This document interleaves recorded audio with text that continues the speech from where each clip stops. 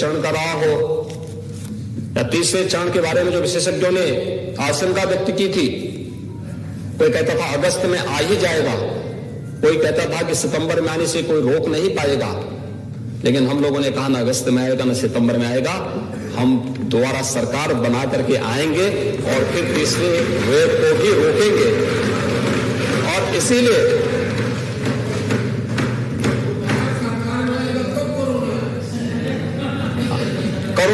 Corona आएगा नहीं, corona को रोकेंगे, थर्ड वेव को भी रोकेंगे, लेकिन हाँ ये तय है कि आप में से बहुत सारे लोग वापस नहीं आने वाले हैं।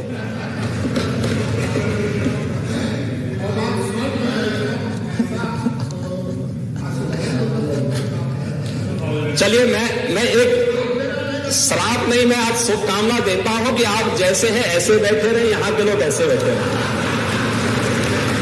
इसको तो स्वीकार करते हैं ना।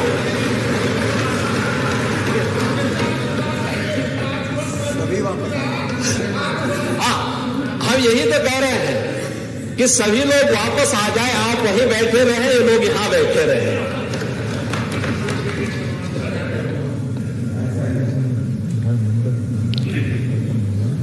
महोदय, हम लोगों ने पिछले 5 वर्ष के दौरान, मैं चर्चा 5 वर्ष की करूंगा, 4.5 वर्ष की नहीं करूंगा, 3.5 वर्ष की भी नहीं करूंगा।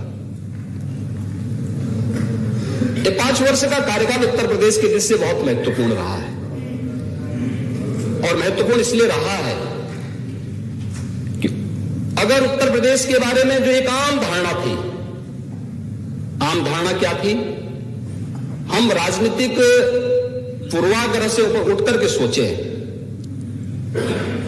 तो उत्तर प्रदेश के बाहर जाने पर उत्तर प्रदेश के बारे में जो धारणा होती थी कि देश के विकास का सबसे बड़ा बाधक है उत्तर प्रदेश। सबसे बड़ी लोगों के मन में धारणा थी उत्तर प्रदेश में कोई सुरक्षित नहीं रहेगा, उत्तर प्रदेश में दंगे होते हैं, आस्था का सम्मान नहीं होता है, विकास की कोई रुचि नहीं है। और कई जनपद तो हमारे ऐसे थे जहां के नौजवानों को देश के अंदर और दुनिया के अंदर लोग देख करके होटल में भी रूम नहीं देते थे। कई जनपद ऐसे थे जहां पर माफिया इतनी तेजी के साथ हावी थे कि वहां पर लोगों को, व्यापारियों को पलायन करने के लिए मजबूर होना पड़ा था। लेकिन आज मैं कह सकता हूं, जब हमारी सरकार 5 साल का कार्यकाल अपना पूरा कर रही है महोदय, तब मैं कह सकता हूं इन 5 वर्षों में प्रदेश के अंदर एक भी दंगा नहीं हुआ।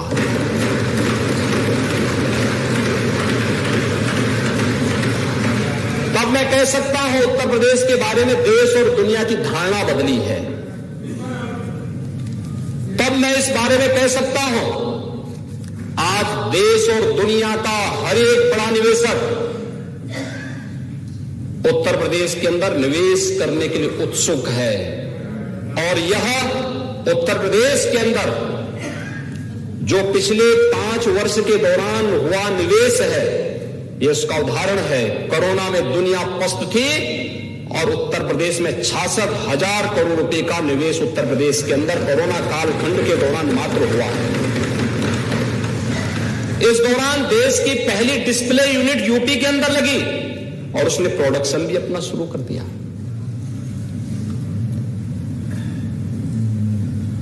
स्मार्टफोन आप इस्तेमाल करते होंगे, इस स्मार्टफोन में जो स्क्रीन लगती है ना, इसी को डिस्प्ले बोर्ड कहते हैं।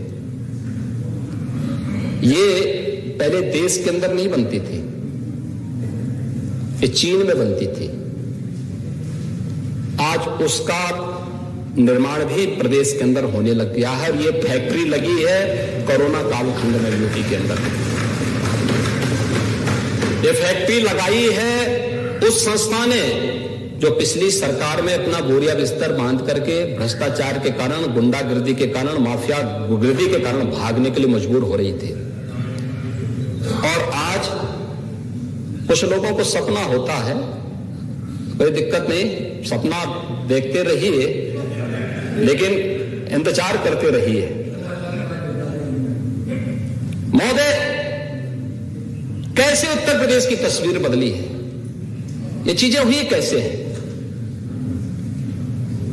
आप इस सदन के अभिभावक हैं, कस्टोडियन हैं, और आपको याद होगा जब हम लोग यहां पर आए थे पहला बजट प्रस्तुत करने के लिए, तब भी मैंने कहा था उत्तर प्रदेश उस समय 22 करोड़ की आबादी का राज्य था, आज लगभग 25 करोड़ की आबादी का राज्य है। तब भी हमने कहा था कि 25 करोड़ की आबादी के राज्य के लिए 2.5 करोड़ 3 करोड़ के बजट से काम नहीं चलेगा, हमारा बजट का दायरा बढ़ना चाहिए। लेकिन दायरा बढ़ाने से नहीं बढ़ सकता, हमारे पास उतने सोर्स ऑफ इनकम भी होनी चाहिए, हमारा रेवेन्यू भी उतना होना चाहिए, राजस्व भी हमारा उतना होना चाहिए। और हमने अपना राजस्व भी बढ़ाया, बजट का दायरा भी बढ़ाया।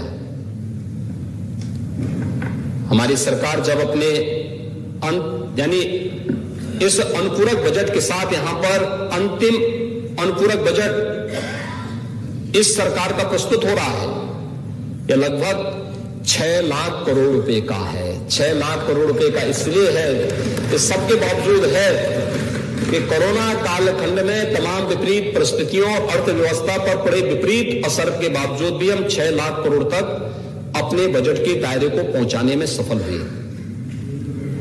एफआरबीएम की सीमा का हम अनुपालन कर रहे हैं। भारत सरकार, रिजर्व बैंक ने हर एक राज्य के लिए जो सीमा निर्धारित की है, उस सीमा का पूरा पालन करते हुए राज्य सरकार ने इसे प्राप्त किया है। इस दौरान हम प्रदेश के अंदर प्रदेश की अर्थव्यवस्था को, जो पहले 6 नंबर की अर्थव्यवस्था थी, नंबर 2 की अर्थव्यवस्था बनाने में भी हमें सफलता प्राप्त हुई है। उत्तर प्रदेश की प्रति व्यक्ति आय को लगभग दोगुना करने में भी हमें सफलता प्राप्त हुई है। अगर यही स्पीड रहती, पहले की सरकारें इसी स्पीड के साथ चलती, महोदय मैं विश्वास के साथ कह सकता हूं कि उत्तर प्रदेश आज नंबर 2 का नहीं, बल्कि उत्तर प्रदेश नंबर 1 के लिए हमेशा नंबर 1 के साथ देश के अंदर अग्रणी भूमिका के साथ होता है।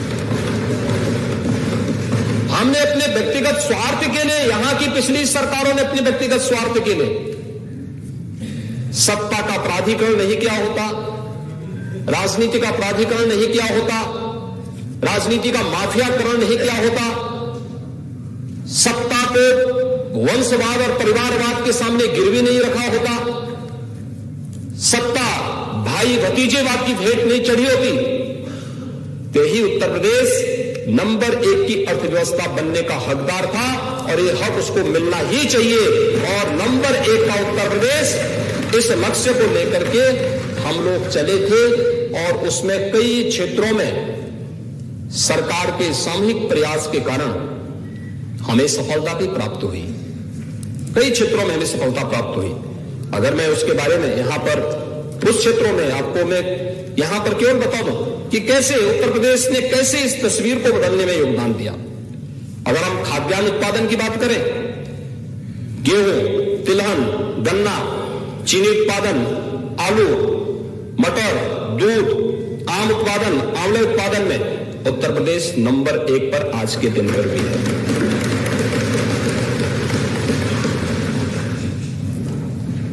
देश के अंदर उन तमाम योजनाओं पे जो भारत सरकार ने लोक कल्याणकारी, गरीब कल्याणकारी योजनाएं घोषित की, उन योजनाओं में भी उत्तर प्रदेश का नंबर 1, प्रधानमंत्री आवास योजना, ग्रामीण हो या शहरी, उत्तर प्रदेश नंबर 1 पर।